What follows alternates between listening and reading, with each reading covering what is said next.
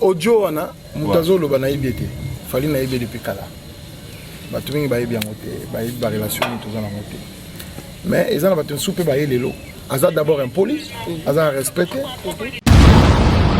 Je suis très fier de faire partie de cette équipe qui accompagne l'artiste musicien Roga pour prouver à la face du monde que la presse actuellement nous a prêt à amplifier cette collaboration entre les deux Congos. Moi, je ne suis pas M23 déjà à la base parce que je n'ai pas le à haute voix. Le jour où bon, mon anga Aïdor, je suis animé, événement na Rwanda, les musiciens rwandais, je suis joué à Bobuka Palais. Je suis patriote.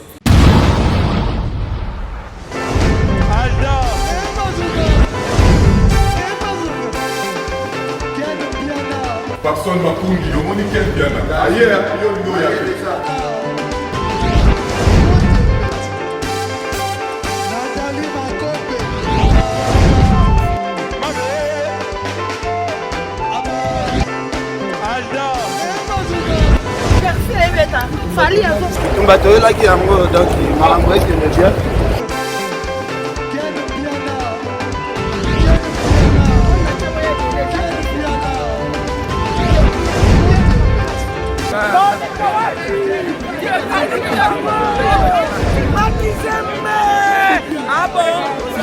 Jideline Mokonzi.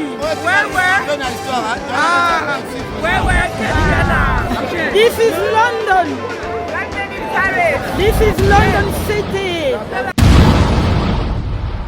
Voilà, bonsoir mes fidèles, bienvenue sur nos antennes. Je pense que vous êtes en train de suivre cette émission avec beaucoup d'attention, mesdames et messieurs. Nous sommes plus précisément dans la ville de Brazzaville, tous en Kinshasa, tous en bel et bien dans Katia Brazzaville.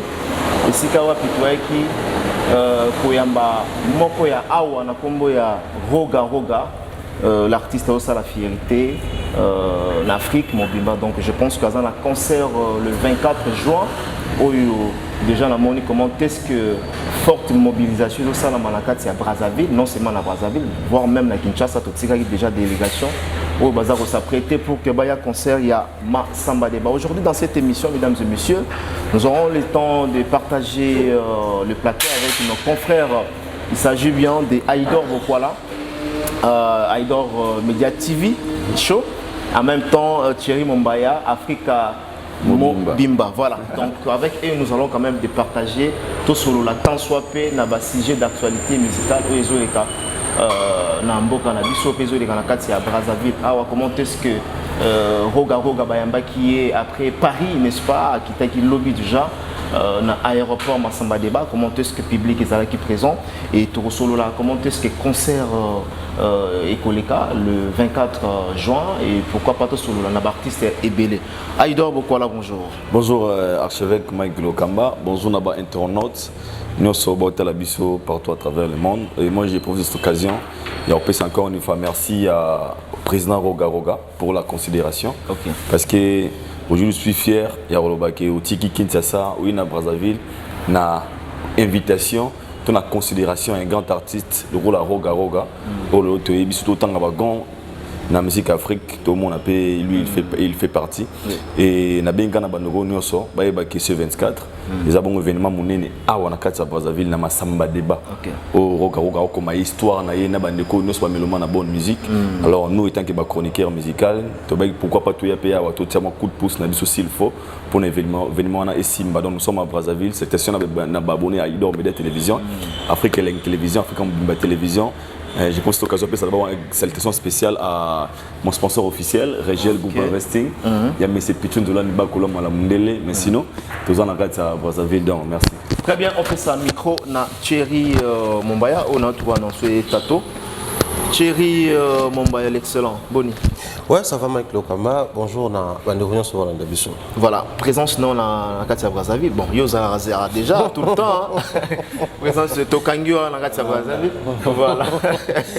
Non, mais sinon, Brazzaville, je pense que Bissonyon tu peux constater que na Brazzaville tout s'arrête. Okay. C'est-à-dire actuellement, ça parle qu'il y a un concert à Roga, le 24 juin à Stade Alphonse Massamba Débat. Tout le monde comment est-ce que effervescence c'est dans la ville parce qu'au départ c'était comme Roga brisqué bateau, c'était comme Roga calculé, n'est-ce pas ça un mois juste parce qu'il a annoncé qu'on le 24, et pas Robert le 24 il y a mois et lundi, c'est trop juste et tout. Mais il y a une short vidéo qui a circulé avant à ça l'annonce officielle dans le studio, avant à annoncer, on a une lecture de la vidéo dans le bas qui bouait. Bandeko tout bazar au Senga. Abeta concert à Massamba Débat, sponsor déjà si Bakala. Brazzavillois, Brazzavilloise, le Congo. Ici c'est Roga Roga qui vous parle en direct du studio 360 Musique Paris. Je profite de l'occasion parce que je suis en train de finaliser mon single Nzungu qui va sortir le 21 juin. Donc, j'ai entendu, j'ai reçu les messages, les images. Vous avez demandé que je puisse vous faire plaisir au stade Alphonse Massamba Débat. Alors, je vous dis,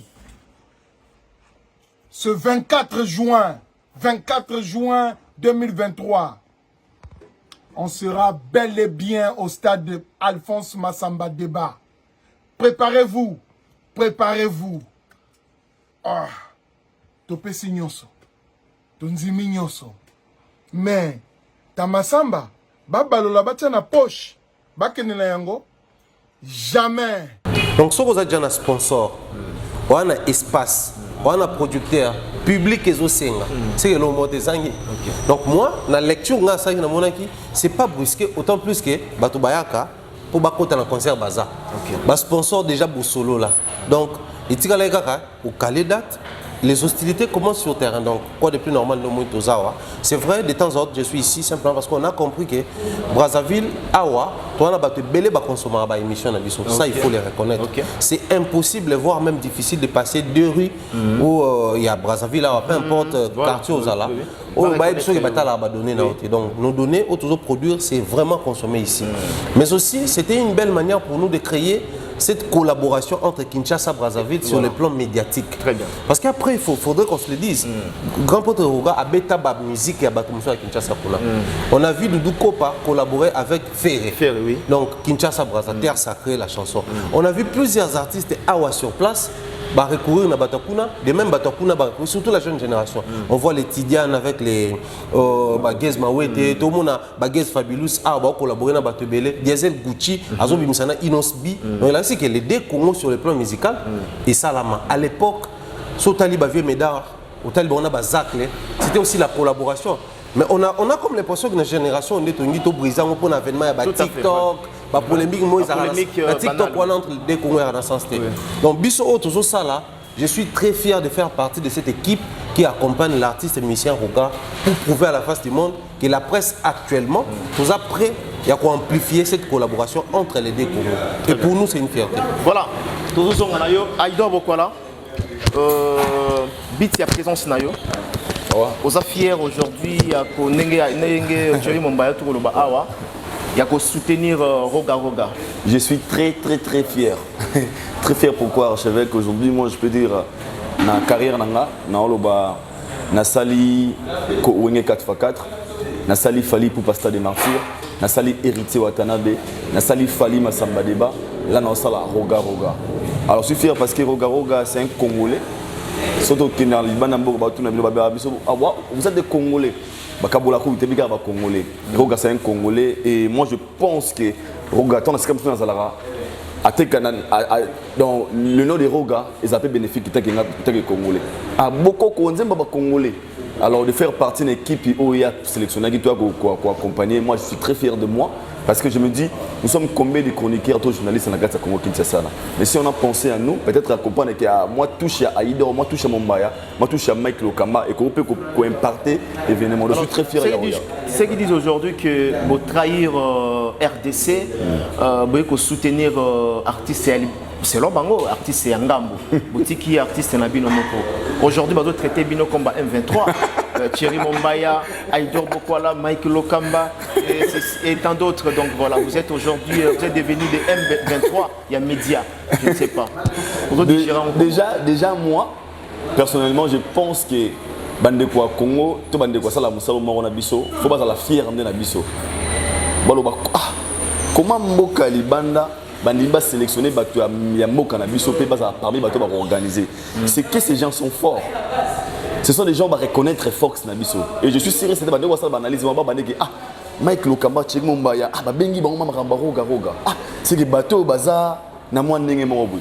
Moi c'est pas M23 déjà à la base parce que na le lelo le à haute voix. Le jour oyo bon mon nga Aïdor na ko animer to événement mo boy na Rwanda, ya mission rwandais. Bande ko na jouer abobuka pale. Étant que patriote. Nga ma lobima différent peut-être en Inosbi. Pour na yebi ce qui se passe en température ya biso ba Congo et na ba Rwanda. On va le montrer capital de coaching fort. Tous on sera ba visa qui ba collaboration bazara na ngo. Tous on même le Roga qui na robeta ba concert musu na kati ya village chez Temba. Qui tient ça na Brazil to kabona kati ya mai. Mais ton la culture nous sommes tous des Congolais. Qui vous a dit que si on est au Sala Moussa na kati ya Congo qui t'a trahi mboka nanga. Attends na yegi na Congo nanga qui concert à faire éteint. Là je le dis à haute voix. Il y en a qui étaient pourquoi? Qui était pour l'année. Merci. Nanga qui était parce que na yebi ke bango pona bango batanga la zone rouge. Nana vanda na voisin comme ba fali na moni batie liste ba bato bazana droit ko ya na matanga te ya gigola. Et mon nom et c'est figurant na kati wana. Je vois des émissions matin midi soir pardon. Tout le monde a bandeko o balobara sur l'artiste fait rigola. Niveau ba traiter ba biso ba Aïdor oyo. Ba comme ça biso lelo ba ennemi ya ba na ba fanatique auto finga raté parce que critique les ama bété. Alors je suis conscient que y a terrain pour na terrain rouge. Là na conscience dans ça ignorance té. Attends il y a qui na romu ko se présenter. So Roga une star on a considération l'équipe technique na pardon l'équipe ya organisation. Babi até to benga bandeko oyo ba sala déjà ba stade. Pour tout ça on a faisait des stades. Voilà. Faisait des stades. Wenge Fali Poupa héritier Watanabe Masamba Deba Roga. Oui. Aïdor en expérience. To benga peut-être ba stratégie na bango wana et peut contribuer na l'événement. Ba tsenga caché na ye musala. Après yo benga M23. C'est que dans l'émission M23 ça bongo. Le quoi na ka concert ya Roga o aza congolais, ça me dérange pas. Et puis na ye yango ko sa nini? Na ko finga motuté, na ko promouvoir et loko mo événement mo eza makasi, ça s'appelle le kumu nanga par rapport à carrière nanga. C'est simple. Nanga na trahir. Si on a dit peut-être ngandi Tracy Eleza. Ngana Tracité. Moi je travaille pas chez Ferregola. Très bien. Moi je travaille pas chez Ferregola et je trahis personne. On peut se faire la différence à bien. On a Tracy Eleza. Tracy travaille chez Ferregola. L'autre travaille dans la carte administration à faire. On a trahison des gars. Bon, le roi n'a ça la pas. D'ailleurs, aux journalistes indépendants. Indépendant. Voilà. Mais on a dit Massamba Deba fallait pour pas.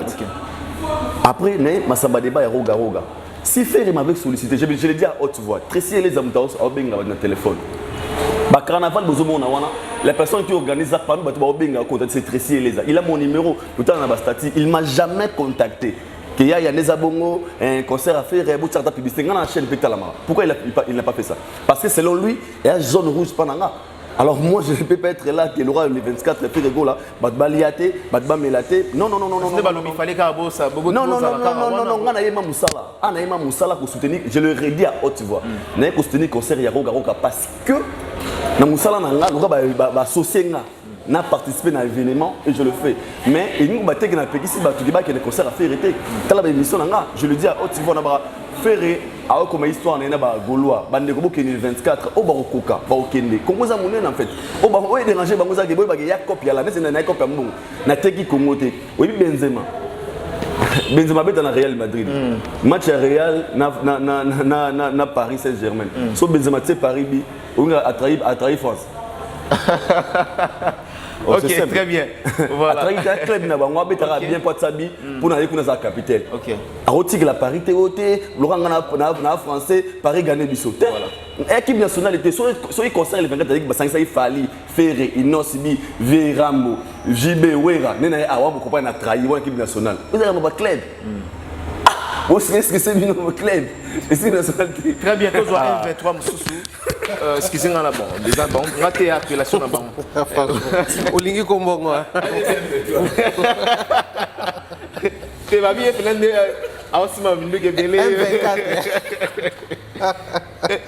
M23.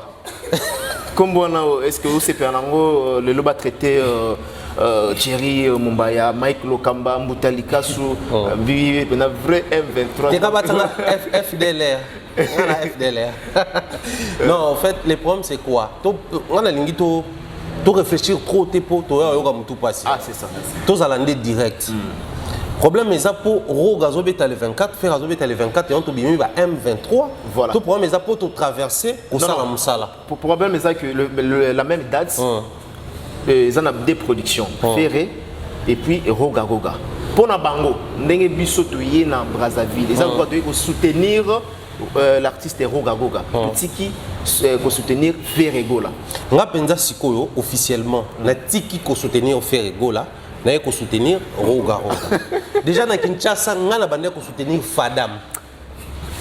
On a plutôt réfléchi tout ça direct. Dans Kinshasa, on a bandé soutenir Fadam. Oh ah mon père, non, pas jusque là. non, non, été. C'est quand même ça clair pour assumer. Vas-y. Tellement doit assumer, vas-y. Au moni, ce qui est plutôt long, on a aspect à date. Où il y a musique à 4x4 tout terrain, bah kakol tout bah ça rend un concert, bah l'équipe émission à Robert Brazza. Robert Brazza Congolais. Il y a un place pour ça. Donc ils ont estimé que par rapport à communication tout ça là, profil il y a Robert Brazza est important pour nous. Toi tu as vu les Congolais de Brazza, bah le non, bah na journaliste na bango pour nani bah yo les capables na biso. Parce que bah que un bon Brazzaville, il est d'abord consommé ici, ensuite consommé partout ailleurs. Tout à l'heure, un concert dans le stade des Martyrs, tout le monde fallait pour pas nabiso. Aïe un disque d'or nabiso. Mais pour pas présenter moi, bah bengi Claudicia. Voilà, très bien. Yo monaki, bah kinois bah ça qui a un problème. Juliette Fivette. Fivette, oui. Et ça, les problèmes, t'es pas avec nous. Donc, c'est les vrais problèmes, bah, tu vas dire que ça congolais. Moi, les musiciens, bah, on a moins facilité mon boy. Tout ça là, bah, qui nous, bah, bien, oh, bah, congolais, bah, tout ça, il faudrait que les gens s'assument. Les problèmes, ils ont été pour bah, M23, mais c'est la réflexion, bah, fanatique et artiste, ils en ont assez. J'ai dit tantôt ici, dans Tangi, yo mon bana wenge, to bana Brazza, ça a un problème. Non, aucun problème. Bien. Mais ça, un groupe de gens qui ne veulent pas réfléchir objectivement. Moi, par contre, à la place de l'artiste, pour un si grand événement, j'allais également inviter quelques chroniqueurs du Congo-Brazzaville descendre à Kinshasa. Parce que Bazana au Dimat na bango awa. Yo pourrait déranger. Et là, on va réfléchir. Roga qui annonce un concert dans un autre pays, na kin ba Basiliki. Donc, c'est que vous estimez que les fanatiques sont en train de il fallait que nous à Brazza. Et on a un Brazza. C'est-à-dire pour la bango peut-être. Peut-être était Mike. La même date parce que Ferrego a annoncé concert, tu as temps et juillet, Banda a annoncé concert. Il y a un problème, il y a cela un mois. En fait, le vrai problème c'est quoi? Moutou a annoncé concert les mêmes jours. C'est-à-dire tout le monde a un Congo Brazza qui est un autre pays. Tala image au Gez Maweta obeta na Goma le 24. Batu ba journaliste musuba ozala wana. Momo na baloba bango lote. Mboka na bino moko kutu place mutako ezana mboka na bino. Mutalo lobate. Makele lo bateli la Coste Kabosé et les autres bato obeta le 24. Ezate o bateli biso. Et pourquoi bateli so makele makasi? Parce que les vrais problèmes avec Bango, ils estimaient que en réunissant les deux Congos, tu remplir le stade. Ceux qui quinoa, 10% quinoa dans le stade de Boukani. 10% quinoa. Ah ouais, mais parce que stade des hommes n'est pas ce qui prouve à suffisance que cible par rapport à choix. OK. Au moment où Inospi va jouer, Gizmawet va jouer, Lacoste va jouer, tous ces artistes vont jouer, ça pose pas de problème. À la base, chaque individu Aza libre au sein de donc tout le monde est libre au sein de ce qui est là, on est comme déranger autant pourquoi vous avez traversé pour soutenir Roga et voilà. Réfléchir trop pour tout passer. C'est un problème, il y a métier, il y a chacun de nous. On encourage les retours à soutenir la Kinshasa. Mais il faudrait comprendre. Le 24 juin, à Wana Brazza, même si nous sommes à Roga, Massamba débatté. Le 24 juin, à Kinshasa, même Bagoulo est orchestré. La sanction News.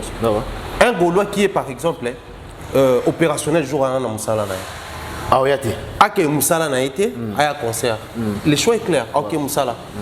Un Gaulois qui est éprouvé. Soit père de par exemple, dans le premier degré. Ok, concert, ok, dans la famille, pas au bal à Moukolouana. ok concerté, ok libala na. Maintenant si on comme na ba profession ya bateau, ne pas comment limiter non, bino faut boza na Kinshasa. Non, ça il réfléchit. Les loyo tout le monde a ba discours, tout comme on a ba preuve. Et si aujourd'hui tant que nous sillonner awa, tout le monde a combien nous sommes accueillis avec amour. Biso faut toujours un message moko kuna. Très bien. Par rapport à ya ba comportement, est-ce que biso va na passe ba journée de la musique à Brazza entre nous soit dit tout ça la honte. Ça la honte. Mais c'est l'impact ya musala na biso, ndé pesi biso importance awa. Et moi, je pense que bandeko bazola na biso. Tout le monde a discours ya bo trahir mboka. Mboka monte za trahir. Moni congolais africain to développer le moko, c'est l'Afrique qui gagne. Ah yo tongi parler na yo bi c'est l'Afrique qui gagne. Autori parler na yo na bandal. Le Congo n'a rien à voir de tout ça déjà de toutes les façons. To bunda biso dans Tokola, on nous enseignait les 9 pays voisins. Tono même na banzembo les 9 pays voisins de la République comme ça, ba Congo, ba Soudan, ba Nini. Si entre ba pays voisins tu créer force la musique c'est compliqué, mais j'irai plus loin que le combat pour dire ceci. On dit le Congo Kinshasa et le Congo Brazza. Tous ça ba seul exportateur ya lingala. Oh, tu aimes bien dans plusieurs chansons. Mais so ya bandinga ils appellent belete.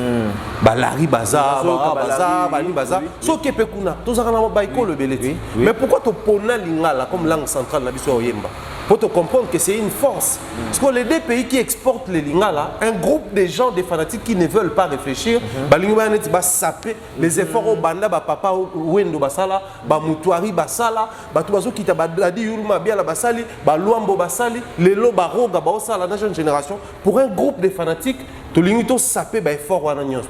Moi je suis contre. Je suis tellement fier. Il y a un groupe de gens qui font bien leur travail, tout se retrouver. On n'a pas des explications ou des justifications à donner à qui que ce soit. Tout ça, Moussa Nabiso, mon toit a estimé que Moussa Lawana fait tout ça et la bango. Ah, mais c'était simple. Les lots photo le bango clairement. Surtout, on a un discours dans la micro. Oh, bah, fouta abino. La communication est censée être gratuite parce que la communication est à droit à battre. Mais la promotion, nulle part dans le monde des alarmes gratuites. Promotion gratuite. Oh, TV5, oh, France 24. Bah, ça, la promotion, on fait l'été. Ce qui est bien, c'est quoi? Bolingi basa la bino promotion fait les 10 jours et aussi là besoin monter. Ça c'est le premier point pour chuter. Le deuxième point. Maintenant, ce qui est un peu paradoxal les mêmes personnes au yo linga raté. Mais les mêmes personnes au lobby, il fallait pas soutenir. Tu comprends on est. OK. Bango bazaka batuya a idor habi clairement. Bango ba zone rouge. Et loko là, au bengani moto na ndako, on voulait zobeta. Ba lié parapluie au siliki. Donc, au ministère de l'Andakuno, à Paul en voula. Parce que il est parapluie aussi qui pour année. Donc, c'est un peu ça. Je trouve ça irréfléchi. Donc, ça dit, bateau tout ça commentaire à bon, baza na réflexion à ta moquette. J'ai cité plusieurs journalistes. Total, même na concert en démon abisso. Bon, mon peut-être un peu presque beaucoup où t'as pas engolé au yawan. Presque beaucoup où t'as pas ah aux alawana. Ça, c'est naturel. Donc, les lots, il faut conclure que la presse qui est ici, c'est la presse qui est forte. Na Internet. Comment les déranger? Dérangé. Très bien. Donc merci à Thierry Bombaya pour votre réflexion. Tout ça là, tout à l'heure. Aïdor Mokola, on ne doit plus justifier le qu'on a. Très important. Donc, on passe à autre chose. Parlons du concert des Roga Roga. D'abord son arrivée, ils avaient le lobby dans l'aéroport Maya. On trouve public déjà sincèrement Roga Roga. Déjà d'être sincère, archevêque. Là, on a haute voix. On a mon lobby, on a mon tour dans les agité. On a vraiment surpris. Quand je parle de surpris, nous tous, les gens mon lobby, tout le monde dirait que cette date c'est un peu rapide. Selon nous tous, en fait, même moi, je vais partir de Batbakane, c'est bon. Mais hier, j'ai compris que Mbiaga. Vous avez un par rapport à Bandeko, la jeune génération de Milo, vous avez remarqué que Moutmo Bayambina n'est lève comme une légende. Il y a beaucoup de niveau très mobilisé. Fanfare, Traboni, Ernie, Traboni, Boutou. Au sentiment que non, le Messie est aimé dans son pays. On a rôle bizarre. Lélo, Bazavilo a relevé des films c'est que les gens ne comprennent pas. Il y a une grande différence. Et le roman Balobi, Batou Balobi n'a pas faut bête la biso musique. Oui, bah tout le monde a dit que nous sommes zimbi. Ana la, Aboga, Abalate. C'est comme mais on a là, Aboga. l'église va servir belé. Donc autour ça habile le qui na bala, c'est que Simba parce qu'il a tous ses atouts ba moyens on ses alliés. Des mona roga. Et ça concerne mon boeton autant moto rabiso mon bateau. A roga il faut betengo, a roga c'est ça biso. Public na ye ba sengi a toni ça va fan na ye sika moko. Il y a un impact dans le lobby niveau il y a qui on a mon niveau même des artistes des musiciens de la jeune génération les lots na ba banderole ba tellement artiste na bango ba tena légende un roga et j'étais très fier na ba Aurora les lots après 10 ans moi à Idor beaucoup je dirais auto ça auto comment ba histoire na bête la moi na histoire on a yokaté roga na ayana maya na kota na kato pesa mbote abima parce que la légende, le biba ba ko la ba lemba, ba comme quelque part. Alors c'est nous nous rencontrer histoire moi vrai au ba ba ba yebate. Donc accueil déjà lobby la qui couleur il y a événement. Pour moi le barasogi même dans une fête de mariage rien que l'invitation là que ça couleur a fait n'engeza là. Rien que par l'invitation. Maintenant on fait tous à fête à danger. On m'a dit d'invitation pas mon tout d'abord bon melo d'abord bon invitation cause d'abord $10 15 déjà. Soit invité 200 personnes. Abomi à combien? Alors déjà l'arrivée des Roga, il y a carnaval, c'était son arrivée. OP, il y a été arrivé moi il y a peut-être le leader Azoya et bah fan au balingaraye pour lui montrer l'amour au bassin envers lui pour pas la dire que mission de Tindio beta concert. Donc faut toi accueillir parce que des fois on va voir Jaria kat. Ailleurs on est normal comme normal mais je pense que même lui-même hier a compris ma t'es Maramosa très sérieux et j'étais très fier et par là je dirais encore une fois félicitations. Diko na ngona monesko des Congolais moi lobby. Des moi biso ma bakini. Des na biso moi kin. Abinga na ma fana roga na yaki mpona monaki événement nga yeka ka carnaval mais carnaval nga c'est carnaval eza lobby eza le 23. Alors moi je pense que l'événement du 24 ça vous annoncer très bien. Ça promet déjà. Ça promet. À partir de monaki lobby, je vous jure que ça promet. OK. Ça promet très bien, très bien. Ouais. Très bien. Toujours en nature rapidement. Est-ce que vent oyo tomoni engouement et lobby vent oyo comme tempête le 24 avec l'artiste Roga. La nature peut nous réserver plusieurs surprises agréables tout comme désagréables mais tu dois estimer par rapport au tout le monde. Un fait Zali, moi depuis un moment je suis ici. Ce que j'ai constaté, Namoko bana ba légende de Belé. Bana ba légende il y a musique allez je dire bazao, bazé Belé ou bazé musique bazao. Mais Roga, c'est la légende. Dans le roi volcan, volcan en activité. C'est-à-dire volcan est sa lave. Azad déjà légende. Asa liba preuve. Awa, la sous-région d'Abisso, en Afrique, abeti ba salle mythique libanda, mais aussi Tilelo, so ba placé. Le calcul est simple. Le défi stade et yakiawa sous moto makas photo lo bango tango 4x4 beti kuna fali abeti kuna awa déjà ba komeka ko senga roga abeta masamba deba et bandi te tango fali abeti nde basengi et bandi na wenge 4x4 tango déjà ba stade zongo beta na Kinshasa awa pe baling ba relever ba défi le Congo Brazzaville azana ba défi belé après na ba légende belé mais aussi en termes de génération, basé belé les lois, photo le baron. Bao baza pina avant pour baza jeune génération ba epi ba créer réseaux sociaux tout ça là. Mais ce poketa là au talipé consommation bokoko, au talipé ba jeune nous se comprendre que Joe a déjà légende, baza légende en activité. C'est-à-dire le côté légendaire isa, mais Roga continue de produire.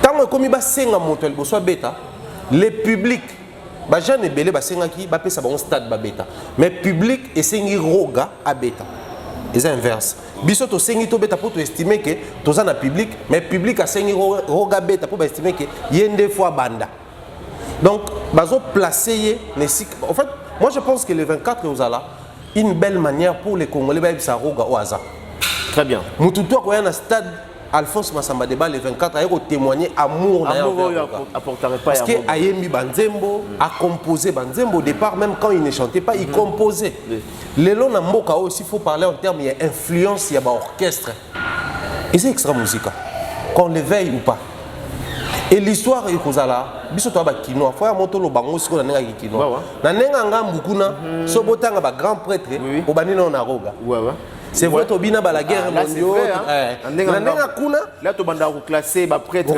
Roga si Joana non seulement parce que Congo Kinshasa Congo Brazza ba viva défi à Rumba au point que Kinshasa s'approprie à Rumba mais pour na ko ça tout ça na to vanda Roga mtasala donc c'est quelqu'un qui a bataillé pour ça Les lots oyo sont au monde so bato ba sala na maya c'était l'expression d'amour.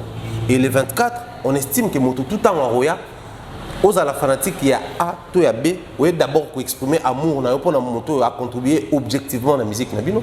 Ensuite, aux à l'honneur parce que les lots oyo ngana otala à un moment donné on a vu même Lévision Enigma s'est lancé aussi dans la guerre na baroga. Mais les lots hasard parmi bato à se prononcer, il est tout le temps habillé na bilamba affiché concert à Roga, il a multiplié les émissions. Donc même hier mon a conscience na zoé baké, oh ils a par nanga, il y a pour témoigner amour, n'ayons sauvé à Salapo nanga, mais aussi pour les grands Congo que nous sommes. Donc les 24, on estime que et les gana très bien. Les restes des akaka créer la mobilisation sur terrain pour que ba billet sikoyo et comme apenza ko circuler bato ba somba pour vraiment on a hâte de vivre ces moments-là. Bon, là on a une question Moko, ceux qui disent que implication il y a fallu ils en un concert il y a Roga Roga. Bah le bien soutenir tout temps il y a pas page vite fait hein dans beaucoup là bah le bien à soutenir de façon c'est que concert il y a fait rigola ils en échec.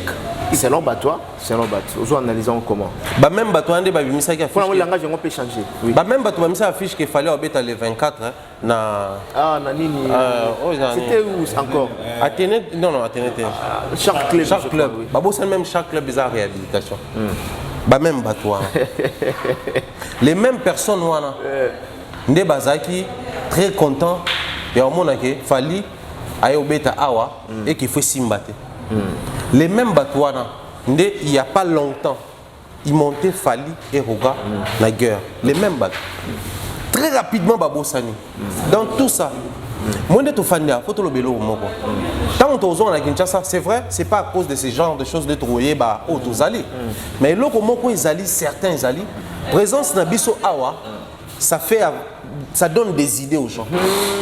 Ah bah on est ni baé awa c'est il faut fallait mutati nda baron ça dit il fallait beti masamba de bana ya silisi mbongo wana azwa ngo lisusu abandi ko financer batu pour ba ça la communication à Roga alors que yemoko les mêmes fali azana concert fois beta na Paris la Défense Arena et aussi ngaye promotion et aussi ngaye makambo belé parce que ça concert pa libanda.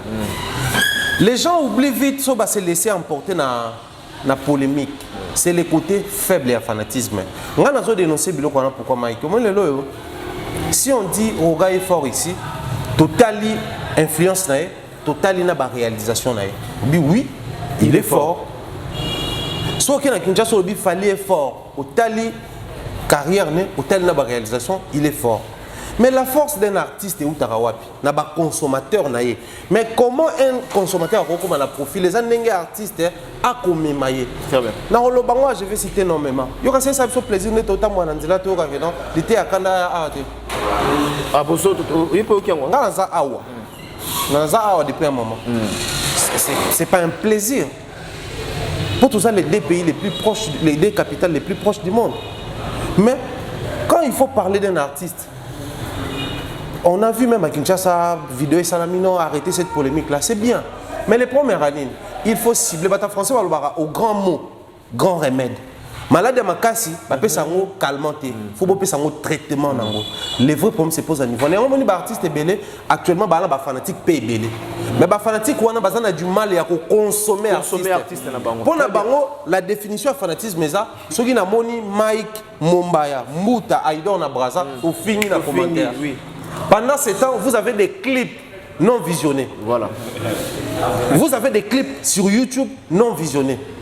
Les mêmes fanatiques sont incapables de quitter de tel état vers un autre état pour remplir la petite salle. Mais au moment où on a des commentaires, tant à fini, artiste a gagné de l'autre côté.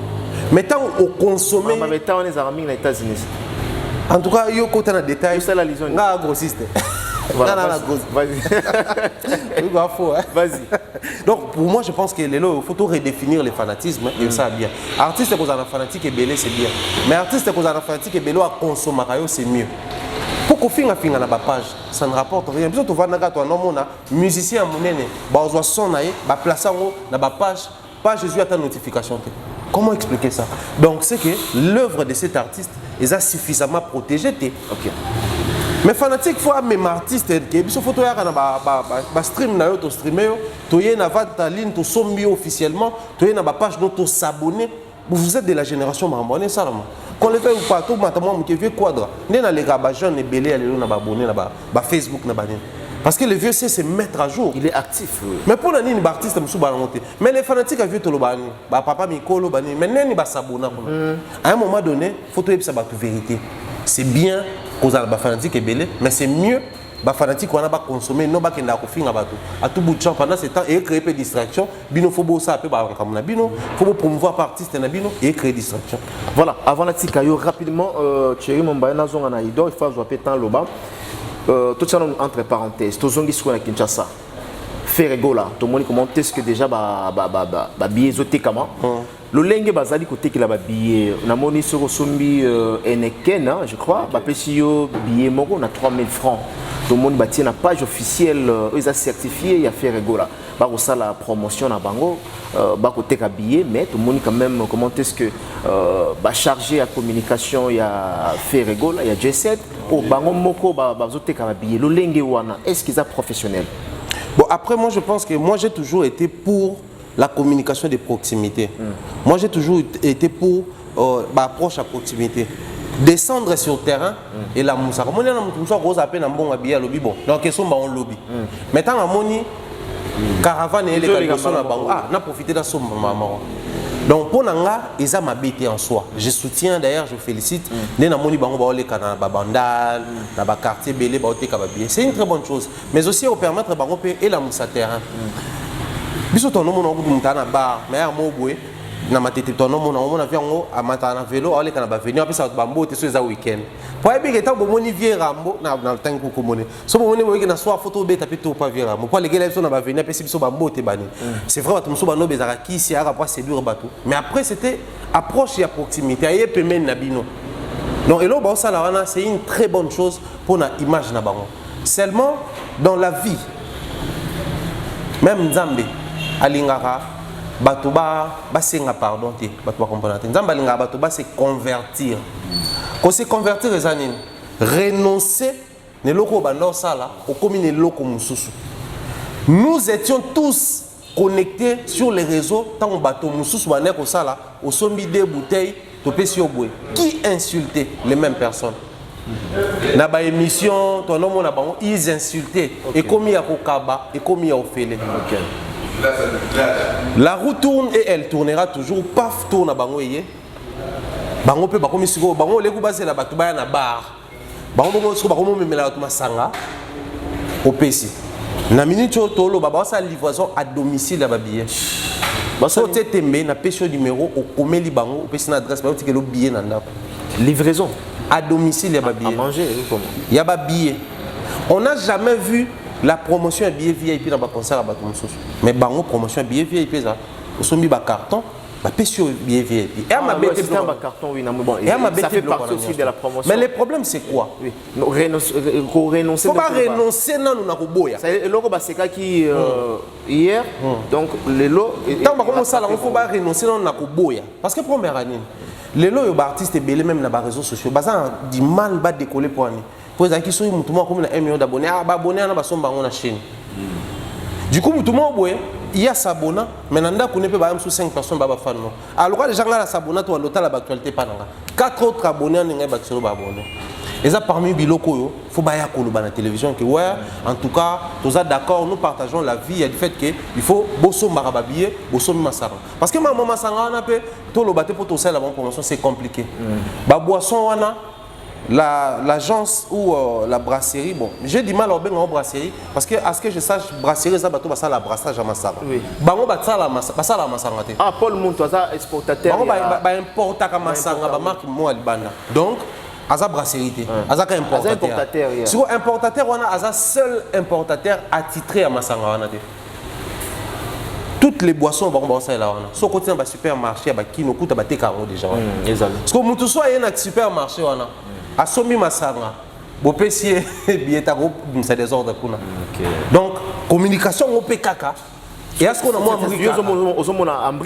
manque na biso et salima mwana parce que moi to awa et pesikanda manque na biso yango salima ngambwana po biloko biso mtoyebe on surtout zakwa to ngato pesa ba détail masanga oyo bokosomba faut veiller à ce que importateur nango ezala mutu tel kuna nde bokozwa Et puis importateur on a été muta livrer na ba bar donc ça na bar té. Homona. Oh, somme ça toi qui tout le ba mwana. Mais le quoi toi est-ce que kana neza que toi pesu na bateau té allez regarde soit zu bango. Fais ça là-bas. Voilà, très bien. Bazana ote parce que une de l'unité. Pour le vélo mora là vous avez na Kinshasa on a comme ça à Fadam. Toujours na token Aidor. Aidor. La ligne au paraphraser na marambo. Non, déjà franchement, on va marambo très très capital, c'est ce qui était aussi dans ma tête. Premièrement d'abord les bandes le bagil Kamboué Fali et pour la page et pour bateau atindi bateau. Déjà nous que nous tout ça n'aura pas falité. Nous avons chaque fois bateau raté. Hein? Oh. Moutaï au sala. Pourquoi va raté? Fali il est je n'ai abandonné. Pour nous un salaire tu n'as pas Fali. Fali il est professionnel. Il y a un Fali azal le rôle à au Congo il y a une richesse.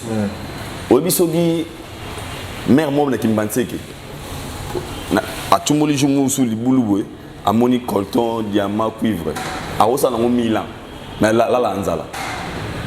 Parce que on a de valeur a bien importance donc produit donc niveau à exploiter on peut passer un million à ébater. Bani ba osana colton o diamant cuivre mais là anzala. Abet non peut ba cuivre vraiment mais l'importance c'est en côté. Alors on a mon Fali Skobongo. Fali c'est un professionnel. A me comprenant où il y a Zali. Il y a un mitika va utiliser pas comme où il y a comme il est là. Nous chez Fali on a le mot en considération.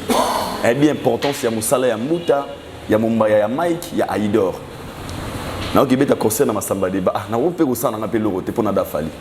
Mais le bela Mike, il y a mon Mbaya, Aïdor, il y a Mouta et qu'on peut imparter moi 10 personnes ba ko ya pe concert oyo.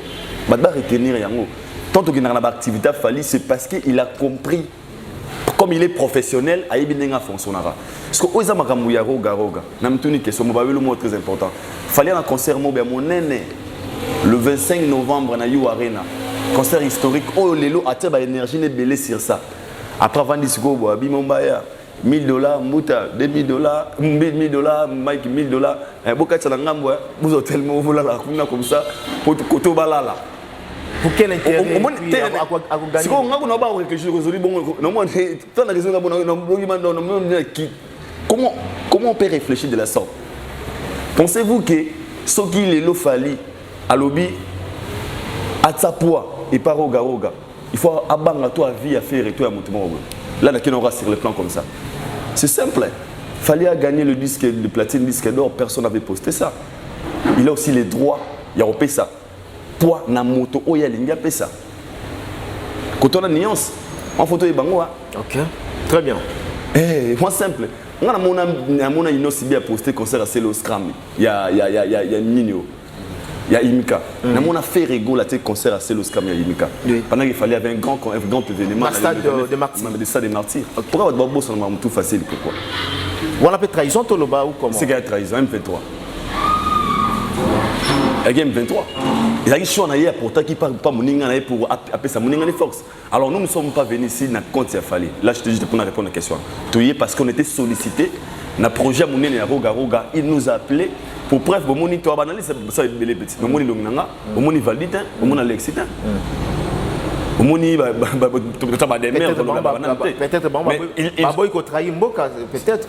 Il a sali choix na Abi Mombaya Zala, Mike Zala, Mouta, Master Road du Aïe à Palais. Alors, pour ceux qui pensent que tu es à pour le Maramona, Bobo, ça chicane aux oies, pour nous, on va chicane aux oies, puis on a chicane aux oies qui. Moi, chicane aux oies qui on a, et à chicane, au grand prêtre Roga n'a pas ça qui. Donc, ça n'a rien à voir avec Marambadi. Kabotika Fali pour passer à Maramne. Ce qui Maramba Fali, bon, on a des contacts arabes, surtout qu'il n'a pas de énergie parce que à comprendre force il y a médias. Personne nous a appelé, n'a pas sur le registre que là, mon tour de Bengi, Aïdor, les abonnés, faire un concert pour ça la bouée. On va lobby. La promo, même Félix Oazé, même la Costa Bengi, jusque là. La promotion, c'est pas gratuit, c'est ce que mon vient de dire. La promotion, c'est pas gratuit. Si on a combien à sa promotion, il faut foutre là. Alors pour ceux qui pensent que tu es à pour la fali, bolon a bien le roi. Tu es à pour la fali, tu es à Maramaro, Garoga, tant de zonga, tout ça, nous sommes sonnés à la comme d'habitude. Après, monsieur la Guinée, Négodo. Mon intervention, mon robot très bien, pesa dans le micro. Parce que vous avez la même considération. Mais à un moment donné, Mombaya Thierry a été considéré chez Ferregola. Tout le monde a commenté ce que Babengaye n'a pas plusieurs invitations. Tout le monde a aussi oublié à tout le monde. Par exemple, on appelle ça exemple, conférence de presse Moko, où vous allez contacter, mais tout le monde a Thierry Mombaya a contacté. Qu'est-ce qui s'est passé? Qu'est-ce qui s'est passé réellement? Oui. Nakenda to nakenda te nakenda. Considération de Géangouana. Non, en fait, netinga na inka na rectifier mon mukenga na la considération. Donc, la considération, la liberté, le respect, l'honneur, ça ne se commande pas, ça s'impose. Moussa nanga, sur les a besoin d'abino, moto obelanda luka médecin. La communication, c'est nous. Médecin luka maladie. Jamais. Voilà. Même médecin soigner la famille, c'est toi qui as fait. Balouki déjà. Papa, tu as famille privée kaka. Ta privé, il faut bien même c'est que notre on a souci. Donc moi je pense que tu as des abons, tu commander le côté. D'ailleurs tant que Kendaka, netinga ba benga na conférence de presse à faire Renaya. C'était pour prouver à la face du monde que le roi ba benga raté, c'est qu'il y a solo pas à muto koto. So peut to benga oyate. Bilo on zanen to meganon. Bon meki bon monde penza na yep. Ba caméra ba maramutu na sais pas non soana. Na sais pas ba interview wana.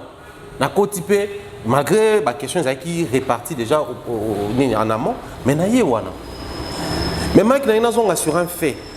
D'être venu à la table, si photo sincère parce que on a besoin de caresser batouté. De toutes les façons on a super temps plein de chasser. So yinda kuna et indi la. OK. Et indi la biso. Oui, d'être venu c'est interdit de pleurer. Interdit de pleurer. Si vous avez un bateau, il faut que tu vas trahir. Tu vas faire état. Banane. Tu vas faire na souka tu es bien moteur c'est créé. Tu as la vérité. OK. Non, ba triquer ce qu'il fallait qu'on a na braza. Si vous avez un bateau, il fallait pas se plaindre. Il faut avoir fallu. Parce que ces gens là allaient dire bino tout le monde a bino na fali, fallait boire bino na banzembo. Maintenant boké marambaro ga auto triquer fali. OK. Ni bateau fali ba lobby. Les concernés t'es balobi. Ça c'est le premier point. Et le deuxième point, ça je le dis avec regret. Avec regret. Ça je le dis avec regret. Moi je suis bateau baotalanga na Pointe Noire, baro la place Ferra Novana. Après qu'on s'est séparé na Quadra, faire ça la carrière solo. Producteur na Zaki Moto Awa, le général Dabira. Azaki awa ba clip muso sala awa ba visuel muso sala awa atuna ba clip na muso na océan kuna na bord ya na côte océan kuna na Point Noir. OK. Mais c'est un pays où au départ tout le vérité fallait faire mutazaka na succès makasa c'était pas fallu. Ouais. Mais il n'a pas su conserver cela à cause du comportement ya ba fanatique voilà. Bazoa Braza comme ça on voit place moko boye. Et ça place moko boye sous endroit. Biso to ko compter na kunate et l'autre côté. Yangwana moni c'est facile lorsqu'il s'agit d'une légende le roi Aroga, on va voir Makaouz l'iter ba fingier sans vergogne. Leader ou la Pexabango ba les canate fait ba rectifier ba tire ba lo en tout cas. Mais quand tu dis leader fa Pexabango est-ce que l'artiste est mutatindaga? Mais quand tu passes tu t'engages na kombo na ceux qui ont pexalité parce qu'à faire partir, mais son directeur artistique, normalement, il fallait que dans les médias, les pas de la Péki, si ils sont dans ça, tu dois rectifier bâtir. Mais il y a un bateau, bateau, banane. Il faut être objectif dans la communication pour tout est communication. Donc, les loyaux, ceux qui sont artistes, qui sont redevables dans le Congo Brazza, c'est fait non pas. Mais ça m'étonnerait comment on a bandé qu'on a un boca. Yo loko foot ata nyonga ngote biso to yo foot lo nyongo to sunge to soutenir artiste moko a poto biseke mboka na bino oyo et soutenir biso papa to ka banzembo ba kongola kinti et pas ibale kana ndenge koto bazonga na igolondele bakende kuna bakende boy bakinwat so biso to ye ko sala ngo eza en terme ya mosala na biso en terme ya rotalisa bolingo na biso pe na mboka oyo en terme ya rolakisa pe baningo na biso que nous existons to yebi pe existence na bango Et aussi en termes de reconnaître qu'il ne s'agit pas d'un moindre. Roga a babengakaye lampadaire. Lampadaire za mwindo batana nda côté. Mwindo batana lopango te. Mwindo epela na balabala. Oye éclairaka nzela espace monene. Roga yona a babengakaye lampadaire. Alors accompagner un tel artiste. Oui, niveau ni est placé biso. La même fierté voilà. On surtout accompagner Fali, surtout accompagner Quadra, surtout accompagner Wata. C'est la même fierté toi on est toujours accompagner Roga. Oui. Et puis Roga bilo mususu moi pour le bapera moi que vite fait qui kinoa pe kaka. Qui kinoa ngana za utali ba réalisation Ibrox. Utali structure au monipe au voilà. Django regardez fois voilà en termes il y a revenu en termes il y a structuration par exemple penza moto non c'est ma succès ma tongi bon finir na rotongate bon finir na musique te donc pour nous c'est une fierté on n'a aucune explication à fournir voilà et après ça point de vue rapidement il y a concert il y a fait Regola dans États-Unis. Voilà, bon, le temps peut signaler biso vraiment, nous sommes obligés parce que nous sommes vraiment l'élo. Après l'émission, le temps va signaler biso, ceux qui va accepter combien de minutes. La ligne rapidement, on peut sa point de vue dans un concert, il y a fait rigoler les qui aux États-Unis. Bon, après, et puis, ça voyage là-bas, on sait pas, non, c'est une très bonne chose. Il fallait qu'il attende un pays d'Afrique, même Afrique du Sud. Bon, après, moi je pense que yo voyage à tu voyages à tu dis que visa à la peine validité. Bah, on peut faire un visa 1 mois, visa 2 mois. Yo loba, au Zélanda, nous avons concerne ici là. Pas visa n'est expiré. Mais ça fait des moments où l'artiste qui est sur les États-Unis. Donc au Canada, musicien, c'est une très bonne chose et une très bonne expérience pour Naye, que moi je souhaite en tout cas plein succès Naye. Seulement concert, on a sur les mingités parce qu'actualité, il y a Stade des Martyrs, ils ont dominé l'actualité. Alors, quand il y a un concert, moi avant Stade des Martyrs, il y a une qualité, il y a une même communication. Parce que la communication est plus concentrée dans le stade de la preuve. Même si on est aux États-Unis, on a communiqué sur le Stade des Martyrs. Donc, ils ont un concert à Québec pour avoir visa, pour il fallait que mais il très bien. Voilà. Ouais, on signale déjà pour Tokota. Déjà, 2 minutes, 3 minutes, c'est bon. Continuer à bien c'est bon. C'est parti. Donc, on a d'abord, presque, presque tout dit. Vraiment, bonne chance. Il y a un artiste fait Regola. Et puis, il y a des Gaulois, il y a des Gauloises. On a ensemble avec l'artiste C24 dans le Stade des Martyrs. Bon, on a cassé Rosalawana, on a pour soutenir et puis pour la promotion, j'encourage Bandeko Bazobé là pour la mona qui n'est déjà dans le microphone, dans ce plan ma casse ma billet 2000 billet 3000. Bon déjà bien. Au sein de l'émission, on a terrain peu. Nani jeune à Pembiana dans le microphone, au bel la ma casse. Zobé là ma billet 2000. C'est ça qui fait bien, c'est comme ça d'autre part à part crop aux autres on prendre il fallait quand même ça diffuser dans la page peut-être il y a la fan. Le courage de descendre sur le terrain. Au moins les lots on a la émission à Kenny Piana. Tout ça là on a une base on a banjili. Na mona commentaire d'émission bandegoana. Ba sans esprit journaliste au cabo bien dans le terrain boy ce qu'on a moni ba ya ba belé là. Ils ont c'est mon makasi. Na microphone et la motivation parce qu'après l'émission, pour moi, ça on Nestlé Congo. 5 ans, on a dit copie, on a produit mobile, on a montré les félicitations. Aux autres, la promotion, il faut bien pour motiver les battre. Les Arabongo, ça a 5 ans, on a Nestlé. Oh, on a choisi, comme c'est que les bêtes, pourquoi tu vas y avoir besoin de battre? C'est parce que Babini c'est mon père leader. Très bien. Merci beaucoup. Nous sommes à Kini. Nous sommes à Kini. On a lancé na batonio so. Ba bureau à faire Regola. Il y a Didier Lacoste Oazé quoi. Donc Kinshasa. On a contrat le 24 na Roga. Mais ba date au bazan ba date pour être na ba stade où il y a peut-être les colos le 24. Bon so stade so bien avant pour toi ami solliciter trop. Moi, je suis stade des amis aussi, numéro très bien. Le faisais des stades, pas ça. Très bien. Thierry Mombaya, rapidement. Olbi succès à artiste Baïbango dans carrière, dans réalisation pour les consommateurs. Donc voilà, stade où on a plus de 120 000 personnes assises dans le stade de Marty. 80 000 places assises, 120 000 places. Il y en a en général. Alors, aux OP, ça fait rigoler combien? Estimation, pronostic, en fait. En tout cas, qu'on pronostiquer et aux à la passe. Et je pense que faire à ça mieux. Que ben échec peut-être comme sous ça parce qu'il faut dire que les gens va penser à Kunape parce que remplir les stades mais aussi déborder dans le stade de Salama.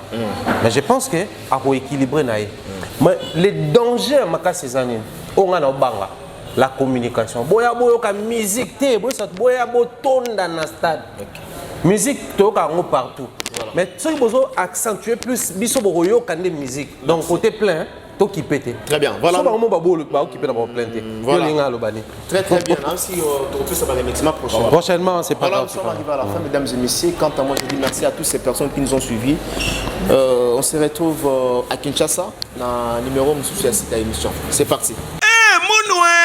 Qui a dit que Bandoule Kozonga te chez Djonga 3 azongeli base na ye na Paris oyo yesika bozalaki kolia komela pe koyoka ndule na niveau ya 2 fois te boyeba ke bilenge zongi na Paris na niveau ya kosakana te chez Djonga 3 awa chaque week-end bilenge zongi ya ndule à partir ya le 17 février 2023 ouverture officielle ya Bandoule Bokozwa chaque vendredi Suzuki Luzubu 4x4 grands chanteurs de mon pays à partir de 20h jusqu'à l'aube. Pe samedi, bokozwa CNN Alligator na baninga tout awa boko sepela joli kitoko. À partir de 20h jusqu'à l'aube. Pe dimanche sombele souka bisanga. Bokozwa Nokolias, Emile alias de Mingongo, la voix qui cloche et longo na wenge. Poussana tovanda en matinée live. Oyo ekobanda à partir de 18h tina minuit. Kasi tunanga inini. Kaka ceux qui aimaient la silesi. Mbala moko night club to boîte et fungwami à partir de minuit. Ti ba 5h avec DJ Bobo. Oyo akosepeli sabino na bandule pe na ambiance ya kitoko. Malolo.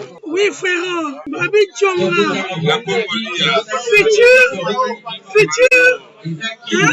Nous te reçons la 50 boîtes. La Katakin, c'est Djonga. Chez Djonga Twanga Nantaba, Ezwami na adresse Oyo, Noisy les Secs, Nassime McDonald, numéro 25, chemin de Grou, 93 130, Ozamo Bimba. Chez Djonga Twanga Nantaba, Yangonde Zali mo boko ya ambiance, na kati ya Paris, pe na France mo Bimba. Bonsoir, Nangakuna. Les réseaux sociaux sont compliqués. Tout le monde a un si papa Fali. Putain. Bientôt, Missanga, papa. Papa, on a bientôt Missanga. Yoko, tu vas papa n'a pas mystique. Et puis, tu vas un peu sérieux, quoi. Sérieux. Allez-y dire aux autres, vous avez témoin, que les gens ont la volonté de nous aider. Vous ne pouvez pas empêcher les gens de nous aider. Et puis il faut faire attention. Il faut faire très attention à des détracteurs. Tu vois, même hier, quand je suis venu au centre, son mutayo qui bien, musique au biso to betaka eza ki angote. Eza ya beaucoup côté. Pour beaucoup que ça clavier, hein? Moi 2 animations et bini. Mais peuple ndé motasengi. Oko ça l'autrement mais tant dans beta on a peuple vraiment ils ont stinga na beta la musique ya clavier ndenge nini nazo salango mais l'autre sous wapi vous en comprendre la voix ya peuple ils allaient voix ya nzambe ngai le lone na zaboué na tambolaka selon peuple ce que peuple le décider regarde au salaboué mais bon tu as pas détracteur non regarde que la peuple maintenant que la peuple tient que la nani vraiment peuple ne monte pas comme ça puis on a sommé dans les donc si tu as une date on a annoncé on va te dire que non regarde ils ont trop peiné ndenge nini oko peut sa date ya muke pour préparer stade Mobimba ozo peut sa date ya muke hein eza mulaité d'organisation banini tout na le nazong c'est battre la vie oti ko memisanga ngambo ya peuple asengi eloko wana bango nemo bango moko moto ba ko juger yango na sima peuple atelemi a lebi ya likambo na bango vous comprendre donc ce qui va se passer na stade eza o nanu to monate parce que téléphone eko panzana eza somo so okena ba na quartier nyonso ya Brazza ndenge bato baza ya kotelema comprendre te tina nkai tina madingu tina weso obike délégation bozokutaka bazokuta mfondo bakoya donc eza makambo blague te eza makambo kutu ya ngai te ngai kutu te ngai na oya kaka ta musique na mobeta stade wana eza makambo peuple donc ça sert à rien ngai na sepeli makasi ndenge banjora pour peuple ya Kinshasa eza peuple même peuple ezalaka na Brazzaville bateke baza na Kinshasa bateke bana Brazza bakongo baza na Kinshasa bana Brazza bangala bana na Kinshasa mundele mutayaka lobe bon ekole baleza na katikati boye nakabula bango akaboli biso mais obi ke toko fâché pe toko fâché tokange bale wana mais kokange bale wana ezani ka badali côté la sur la dame badal tokange bale wana et puis totamboli kole bale wana donc ndenge toza boye naza na plaisir naza na ba tiktoker bazawa bazolobela plaisir pe mususu ezali volonté au bato bazawa mama yo no ozawa ntango oza kolobela est-ce que ngai nasololaki na yo eza volonté na yo ye mpe volonté na ye ezali bolingo mais mpo na nini bolingo bopekisa bato oyo baza na volonté ya soutenir événement ça c'est pas bon soki moto aza na volonté ya soutenir événement te ovandi na yo mais pourquoi oningi kointrigue baninga wana nde eza mabe mais natuni obilo toza boye to moke nayoka nani stade ekotonda na yo ekotondana te merci déjà aéroport Robert tu vas parler là danger tu sais pas dire le bail ekotondana te wala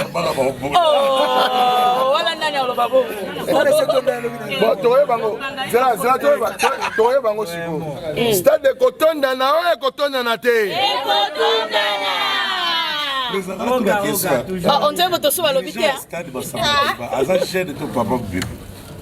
Dirigeant. Nga na yebi te. Organisateur moto ba yebi nga na yebi. Oui, le 24. Amoni nzungu ina stade. Ouais, eza volonté na bango ndenge ba yokana kina ba comité d'organisation. Et tout ça autrement et puis ba machine yebi trace c'est démarrer déjà. On va freiner à côté. Ouais. Vous comprenez? 13 ans des gens marchent. Et nous avons pour tout dans ces pays. On a profité de la caméra, c'est très important. On appelle ça merci la bâton. Nous sommes à l'aéroport. Non, franchement. Oui, embouteillage quotidien comment était. En tout cas, bisous na bino nyonso. Bon bagaki na stade hier. En tout cas, franchement, on a séparé makasi. Et zo laksake. Événement, les événements à peuple. Merci beaucoup. Yebsangai papa. Déjà, le 21, il fait la musique internationale. Exact. Le 21, Nzungui. Nzungui Bima. Solo. Yebsangai. Le 22, tout ça dans la cuisine, tout ça lampe. Il y a solo. Le 23, toujours lamba, tout ce qu'on lamba. Le 24, tout déjà dans la moto. Le 24, à partir de 12h, 13h, jusqu'à pour qu'on ait tout le monde. Il a fait donc il y en a pas à 7 nabiso. Il y a un lobby. Il y a une inspiration honorable. Président, il y a un le 24, il y a un abassani balia. Danger. Pour nous, il y a déjà. Danger. Le 21, on a le 24, il y a un abassani toliara. Bayaka na ba sifflet na ba sango ya papier. Baya na ngoto olia. Donc merci beaucoup. Hein? Et ça dans une conférence de presse oui. Et ça qui kaka to kutana ki. Moi li solo. Yep sanga. Et dérangé. Yep sanga. Et dérangé on va faire tout. Et tout maraka. Merci. Toi micro. Non micro. Allo bakabu. Déjà, mon émission de la délégation au Kinshasa, parce que nous sommes là pour promouvoir la culture. Exact. D'abord, Congo et Kinshasa, on a bien Congo, on a eu le mot. Exact. Alors, ils ont un mot qui est inquiète, ils ont par rapport à l'événement où on a fallu pour pas. Trois frères, tout le monde le sait. Mais après événement a fallu, il y a une chose où tika le roi na mitu ya bateau. Où tout le monde voit même il y a un audio, une audio par exemple. Ils ont la voice moi boy. Où est tamoli mingi. Où le peut-être na mitu ya bateau tiki moi ben ketid selon les autres. Ils ont la voice moi boy bimi, au roga roga qui n'était pas pour le concert de son frère Fali Poupa et Salima et Salib Tungi Simuke.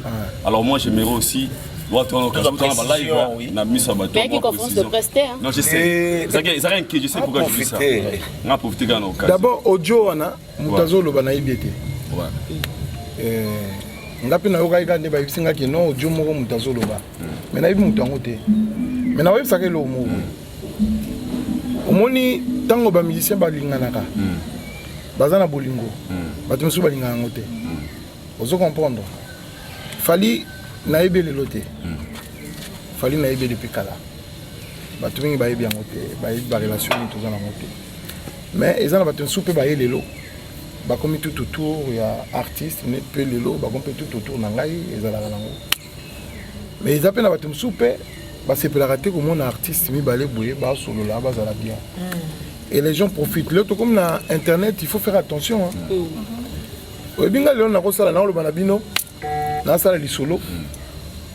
Na lobi que qui s'injure vraiment. Ninga zaona a danger. Bango ba longoli ka danger na ngai. Pour na musika na ko ba qui s'injure a danger. Vous comprenez? Ou bien na ko ba tamasamba a danger. Mais na suka na kwankuna na koloba ni sola mutu mususu na beta mutu wana vraiment salanga mabe ba kati ba diki sinjora ba du mabe ba coller ba comme si comme viral. Vous comprendre? Déjà mutu wana za koloba azotia ba kombo ya ba homme d'état. Et là oui, azotia ba kombo ya ba homme d'état. Aza d'abord impoli, aza respecté. Parce que tu penses que autorité na mboka Congo oyo aza ne loka rosala te. Azo le tonaye pour empêcher concert à Fali, vous assure vraiment. On a déjà tapé à côté. Donc les arabes détracteurs, petit yaka. Badu ba lobabwe. Badu voice na bango badu babimisi. Ça c'est de n'importe quoi. Ouais. Mais dans la émission, on a soutenu le concert, on a bien. Le concert est bien soutenu. Le premier concert, il a fallu la France. On soutient tout le monde. Vous comprenez? Donc, les gens qui ont des détracteurs, même pas comme on a des artistes, bien. Il faut qu'on crée, Et il n'y a pas de problème. Il n'y a pas de problème. Pourquoi? Abeti dans le stade, il équipe très bien. Pourquoi tout le monde? Parce que les youtubeurs ont déjà tiré de la part à Fali. Et vous avez fallu bélo. Non, au moins il faut pas évacuer. Il faut évacuer. Artiste, tout et le mamarana toile, na comme on a eu parce que nous avons tout. Ce qui est bien, c'est que le pango est la bamboa. Yo yebi est la bamboa. Mais yo sali mur au pays nakati. Bamboa ba sani, bamboa attaque. Donc on le pango tatini bamboa.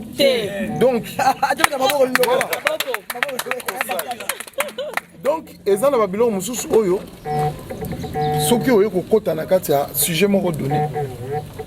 Mais yebake parce que bon, ils ont des warriors, ils ont des gaulois, ils ont des zangoul, ils ont des nini. Ils ont des bambois. Oyo soki lelo, oyo kokota likambo, ba ko attaquer les artistes mutatindi. Oui. Vous comprenez? Donc voice wana oyo yoka ki wana, ils ont des détracteurs, baza bazanga raté. Mais bon faut on miso. Vous êtes très intelligent. Boye ba ko transcender, ba bengango, ça dit oyo ki pe likambo. Lui non c'est le camboyo et cause à la vraie faut yo gagner ba bisinga non mbuteleka so bonzaki ndako bato pa oyiba télé yo mo raisonner bon to zana mbuteleka so akolo bonzaka bato pa oyiba télé TV exemple on va pas vous comprendre yo mo transcender vous comprendre dans les ans makamususu wezo le kanaka ta musique ba fabrication est belle.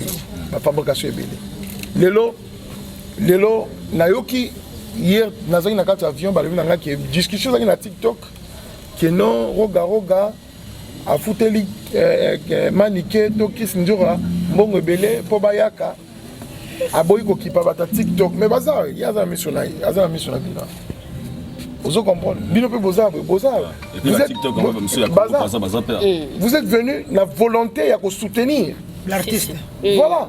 Donc, c'est que bato wana TikTok wana balingaka basoutenir mutu moyena quelque chose. Bon, peut-être yaka ndenge na bango bongo. Quand mosusu mpe eza bongo. Donc so bamoni moto azosoutenir na ndenge ya gratuit banzima te. Et puis biso osoutenaka po tokotisa bavie tozwa bongo. Surtout ozwa su bongo pa artiste yango. Oh. Bon, merci vraiment la question là. Je pense que ça. Non, moi satisfait parce que il y a un éclaircissement. Ouais, non, il n'y a rien. Même moi personnellement, je me suis dit, on a dit en bon terme, on a fallu. Mettons au bien Yaki, on s'est dit. Il faut faire attention. Léon a mon là. Tout le monde a une image.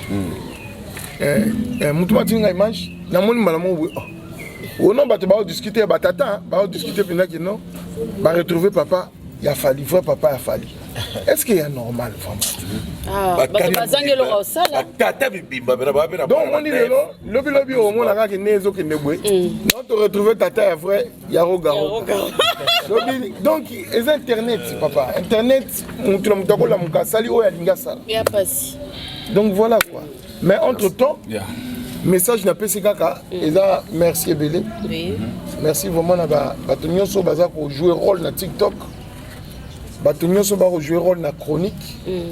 Et bato belé ba kaki na aéroport. Na PC bango merci ebele. Bo continuer mais faut boyer ba ke événement oyo ya stade oyo bato nyonso ba ko na histoire et puis ko za la bénéfique kana roga te. Eza bénéfique na bato nyonso. Yango moni na pesi invitation na ngana ba artiste musicien nyonso oya Congo Brazzaville. Ça c'est bien. Invitation. Ba rotina bango invitation pour tout ça la fête. Amen. Na zape na invité ba ko uta kin ba musicien. Ba ko yaka tout ça la fête ensemble na stade. Hein? Ezali stade on ezali honneur kaka ya rogaté. Honneur ezali et pesa na bato nyonso. Ezali fête. Vous comprendre. Donc ba détracteur o ba mesala ko créer. Bon créer la bino, mais tu lingi bino mingi. Merci. Président, la question pour la Vogel. Question pour la excusez-moi, honorable. Une question. Vous avez conférence de presse à L23. D'accord, tout là. Tout là. À quand les Bassamba débat pour l'émission Farafar? Le président appelle. Non, c'est le 24. Le 24, en même temps, fête il y a. Ils ont fêté le 30e anniversaire. Exactement. Ah oui. Oui. Exactement. Ah oui. 30e anniversaire. Il y a extra musique. Donc je pense que. Il y a des invités, ils vont venir de Baout à Paris, Baroyaka et Belé. Donc, ma surprise, ils allaient Belé. Donc voilà quoi. Merci beaucoup. Événement, Brazzaville, Kinshasa, à ne pas rater, Stan Massamba Débat, avec l'icône de la musique africaine, Yenani, les chanceliers, Roga, les grands et les meilleurs de tous, l'homme de Bokoko, et Longona Extra Musica, Babengi Sibino Mokole à samedi 24 juin 2023, à Wana Stade Massamba Débat, pour nous banger na concert, Oyo, et Kosepeli Sabino tout, à partir il y a 10h, droit d'entrée 500 francs CFA pour tout 1000 francs CFA P2 1000 francs CFA pour la pelouse au kanisi to bosali bino onga mwana point noir Wenze Talangai Kintele Filou Mpila Poto Bakongo Makelekele OMS Mikalu Boya et Belé Boya Koyoka la bonne musique avec le chancelier de la musique africaine Roga le grand et le meilleur de tous balobi entre Roga na bango différence ibaou yena na niveau ya deux fois te kolinga te babetelo lisolo bozala ebele pona événement oyo boko sepela makasi avec Yemoko nzambe ya musique ya Afrika tokani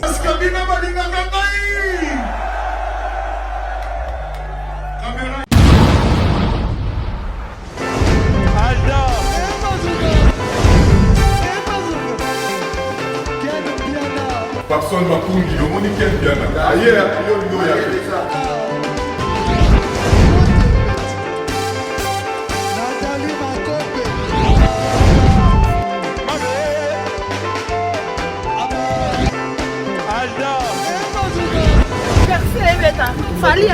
bato oyelaki yango donc makambo ekende bien.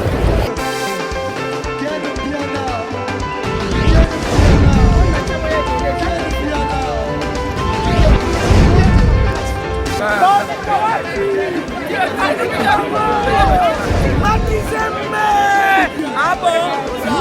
Gideline Mokonzi. This is London. This is London City.